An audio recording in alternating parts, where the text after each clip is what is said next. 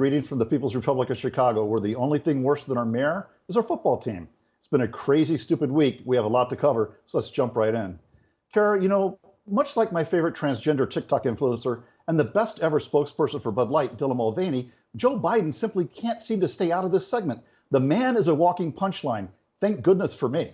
It appears that he has now been reduced to repeating himself, unable to even read a simple statement from his notes. Biden embarrassed himself last week while meeting with Ukrainian officials at the White House. While reading a prepared statement, Biden began to repeat himself again and again. Let's take a look at the tape. And together with 29 other partners, and their partners. Sadly, it didn't stop there. On September 21st, President Biden praised the Congressional Black Caucus during a speech to the Congressional Hispanic Caucus, reminding people of all the times that he forgets where he is, as he recently did in Maui, or when he forgot the name of his Secretary of Defense, Lloyd Austin. The president also made yet another racist remark over the weekend, this time at the Congressional Black Caucus Foundation's annual legislative conference. As Biden praised two of the great artists of our time, he referred to LL Cool J as LLJ Cool J. The situation worsened, however, when Biden pivoted and tried to praise the rapper turned actor by saying, by the way, that boy he's got biceps bigger than my thighs. Now, Biden has a history of racist comments. Who can forget this classic? Not go to a 7-Eleven or a Dunkin' Donuts unless you have a slight Indian accent. I'm not joking. Let's just imagine if Trump had said something like that. We all can remember how the corporate media went crazy over this tweet from the former president. And by the way, those taco bowls are excellent.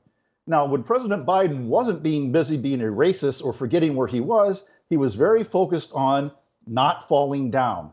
His campaign team is on a mission to prevent him from falling in public.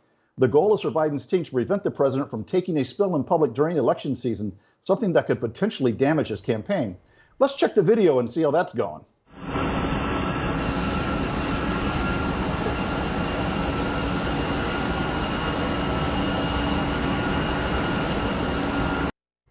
Not so good for old Joe, but at least it wasn't as bad as him falling up the steps. Kara, do you know how hard it is to fall up steps? It's not really easy to do. Now, sticking in the world of politics, it's been another eventful week in the imperial capital of Washington, D.C. It seems that some senators are embracing the new Senate dress code. Social media lost its mind when Senator Rand Paul was pictured sitting on the steps of the Capitol sporting a red bathrobe. The picture that was published by numerous news outlets was, however, a fake generated by AI. Said the senator, "I wish I'd actually done that." Hey, you know what? Let's take another look at that picture.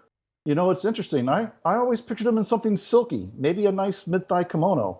But anyway, New Jersey Senator Bob Menendez made news this week, being charged a second time for accepting bribes.